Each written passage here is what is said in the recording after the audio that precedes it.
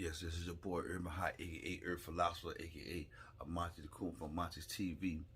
Story time. Um, this story about a dude named Reverend Clyde Johnson. Now, where I'm from in Virginia, you know what I'm saying, the 23803. Clyde Johnson was a reverend, right? He was like to me a sheep in wolf clothing because, you know, when he in a bed and what people thought he was just, you know, two different ways. And my problem was, even when we was young, my mother never ever let my sister go with him. Because what he used to do, he used to come around the neighborhood and come to the mother like, look, let me get your daughters, we're gonna come down to the church, and you know, we're gonna have a readings and all this, right? And for some reason my mother, she just felt like he was kind of, you know, sideways, so she never let, you know, my sister go with him. And she was like that with all of us for real. She just didn't play that, you know. In those days, you know, the kidnapping game was serious, and so people did, was more protective of their kids. It seemed like during that time, and I'm pretty sure there was sex trafficking going on back then also. But you really, you know, didn't know, not kids. We didn't know, you know, during that era, that was your man and business area. Your parents tell you to go in that next room.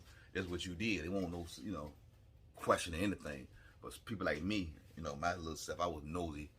I ain't always let them know, you know, what I knew. I ain't never show my hand like that. So, anyway, Clyde, like, he's come around, he used to pick up a lot of little girls, and the mothers would let him go with him, thinking that he was on the up and up.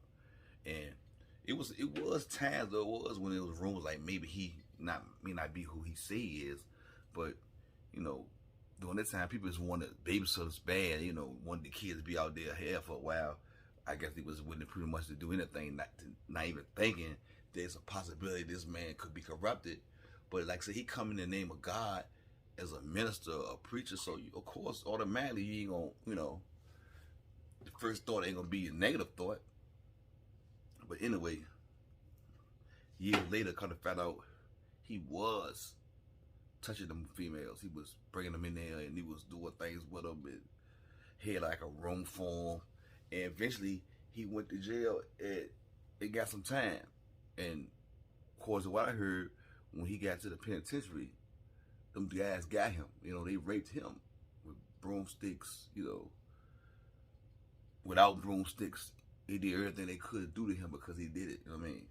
And it was funny because we was down somewhere and seeing that he was, you know, I think he was free. He was out.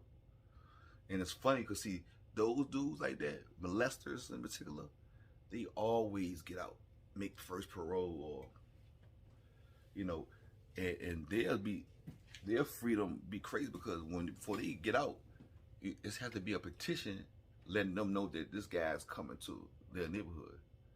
Yeah, they always seem to get out of jail faster than anybody else get out of jail. So that's the only thing about, you know, that's so crazy. Like like in the penitentiary, you know, they are the worst thing in the penitentiary, but the first thing to get out.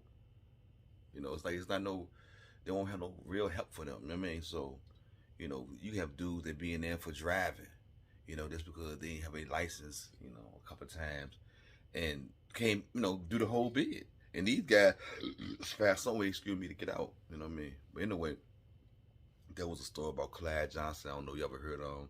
He was a minister. He served in Petersburg, Virginia, and he was definitely a molester. He was a pervert. I mean, top as the best. Until next time, Pervert philosopher.